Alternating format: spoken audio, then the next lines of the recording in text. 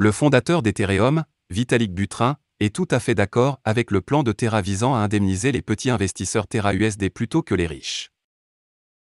Le créateur d'Ethereum estime qu'un plan visant à se concentrer davantage sur la rémunération des petits investisseurs est une bonne formule hybride.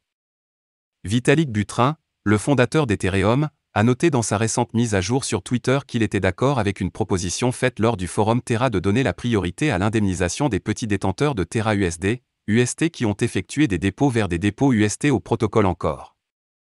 Buterin a déclaré son soutien total à la proposition de redonner un sentiment d'intégrité aux investisseurs pauvres de l'UST, car ils n'ont investi dans l'UST qu'en raison des offres alléchantes dont les influenceurs les ont convaincus qu'ils bénéficieraient, y compris un retour sur investissement de 20%, entre autres.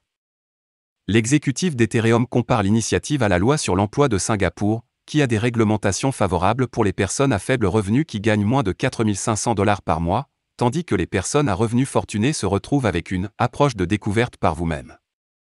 Selon Buterin, se concentrer sur les pauvres détenteurs d'UST est une bonne formule hybride.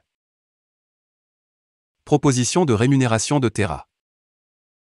Alors que Terra cherche des moyens d'indemniser les investisseurs UST pour les pertes qu'ils ont subies à la suite de la baisse de la valeur du stablecoin, de nombreuses propositions ont été faites. Terra prévoit d'indemniser les investisseurs à l'aide d'un fonds de 1,5 milliard de dollars afin de redonner aux gens leur intégrité.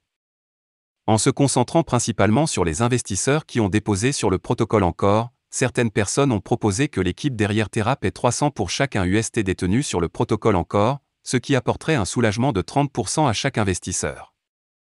Étant donné que la plupart des riches investisseurs américains détiennent la majorité des pièces stables dans leur portefeuille, beaucoup pensaient que les fonds de 1,5 milliard de dollars iraient principalement aux riches. Cependant, l'autre proposition est que Terra devrait se concentrer davantage sur les petits détenteurs d'UST, qui ont quelques centaines ou milliers de dollars déposés dans le protocole Encore. La deuxième façon est de donner la priorité aux petits portefeuilles. Les personnes qui avaient quelques milliers d'UST ou plus déposés à Encore. Si Terra se concentrait uniquement sur les 99,6% de portefeuilles, les plus pauvres, ils auraient pu rendre ce groupe gigantesque 100% entier. Oui, vous avez bien lu. A écrit Persian Capital sur Twitter. L'idée de compenser les petits investisseurs américains serait saine pour le sentiment de la communauté. Terra USD et Luna plongent. Pendant ce temps, ce n'est plus une nouvelle que les investisseurs de Terra, y compris Luna et UST, ont subi l'une des plus grosses pertes depuis la création de l'industrie de la monnaie numérique. L'UST, qui est censé être indexé sur le dollar, a chuté à 600 la semaine dernière, tandis que Luna, qui s'échangeait à 125 $, a chuté à un plus bas historique de 0,000000009 $. Au moment de mettre sous presse, UST se négocie autour de 1500, avec des plans en cours pour rattacher le stablecoin au dollar. La semaine dernière, le PDG et fondateur de Terra, Do Kwon, a appelé les investisseurs à faire preuve de patience avec l'équipe, qui travaille 24 heures sur 24 pour proposer des solutions aux problèmes. Voilà, c'est tout pour cette vidéo. Si tu as aimé, n'oublie pas de mettre un pouce bleu et un commentaire.